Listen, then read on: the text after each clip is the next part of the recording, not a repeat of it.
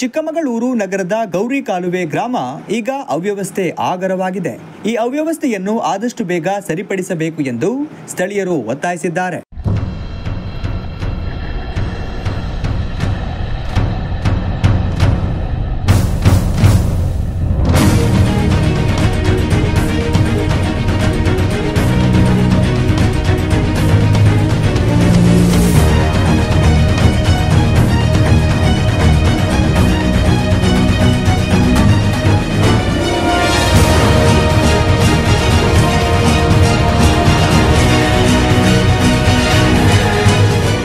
ಗೌರಿ ಕಾಲುವೆ ಗ್ರಾಮ ಹೆಸರಿಗಷ್ಟೇ ಚಿಕ್ಕಮಗಳೂರು ನಗರದಲ್ಲಿದೆ.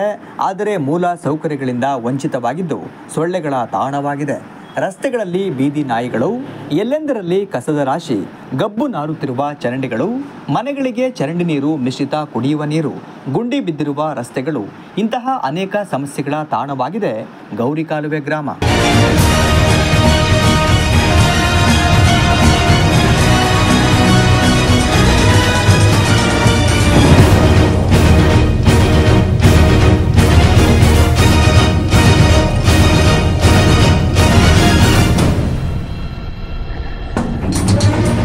ಇದ್ದ ಚರಂಡಿಯನ್ನು ಮುಚ್ಚಿ ವಾಹನ ನಿಲುಗಡೆಗೆ ಅವಕಾಶ ಮಾಡಿಕೊಟ್ಟಿದ್ದಾರೆ.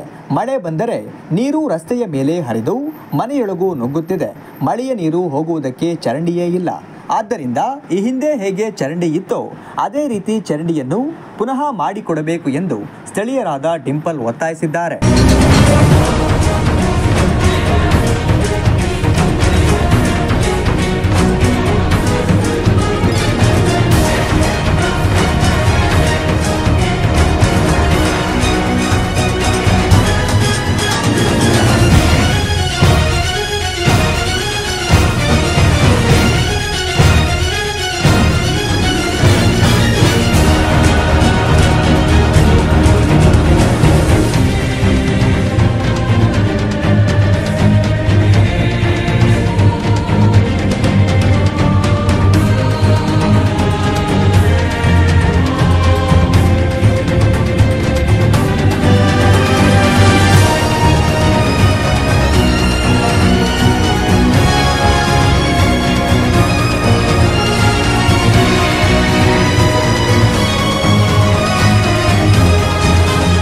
ಹೆಜ್ಜೆ ಹೆಜ್ಜೆಗೂ ಬೀದಿ ದೀಪಗಳಿವೆ.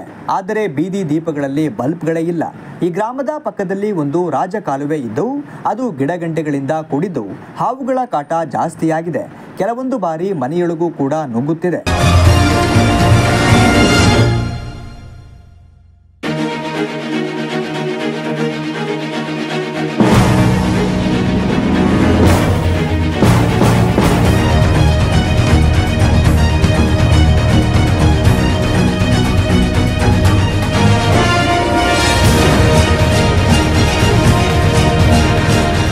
ಆದ್ದರಿಂದ ಆದಷ್ಟು ಬೇಗ ಈ ಎಲ್ಲ ಸಮಸ್ಯೆಗಳನ್ನು ಬಗೆಹರಿಸಿ ಮೂಲ ಸೌಕರ್ಯವನ್ನು ಒದಗಿಸಿಕೊಡಬೇಕು ಎಂಬುದು ನಮ್ಮೆಲ್ಲರ ಒತ್ತಾಯವಾಗಿದೆ.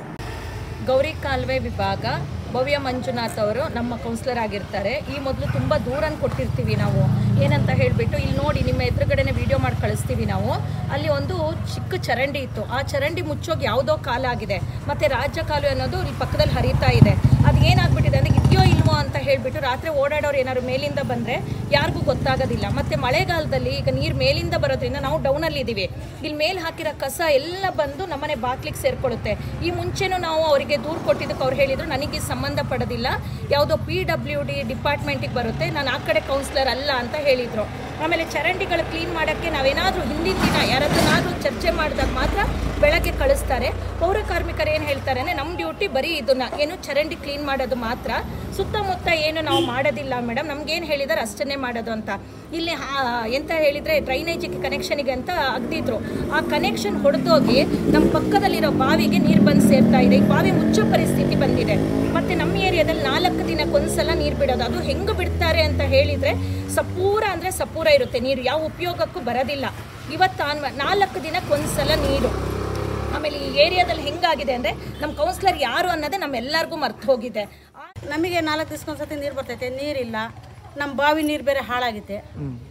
ನಮಗೇನು ಮಾಡ್ಬೇಕನ್ನೋದು ಗೊತ್ತಾಗ್ತಾಯಿಲ್ಲ. 2 ನೀರು ಬಿಡ್ತಾರೆ, 3 ದಿವಸಕ್ಕೊಂದ್ಸರಿ ಬಿಡ್ತಾರೆ. ಇವತ್ತು ಬಿಟ್ಟೇ ಇಲ್ಲ, ಈಗ ಬಿಟ್ಟಿದ್ದಾರೆ. ಪೂರ ಕಡ್ಡಿ ಥರ ಬರ್ತಾ ಇದೆ. ಅದು ಫೋನ್ ಮಾಡಿದ್ರು ಫೋನ್ ಎತ್ತೋದಿಲ್ಲ.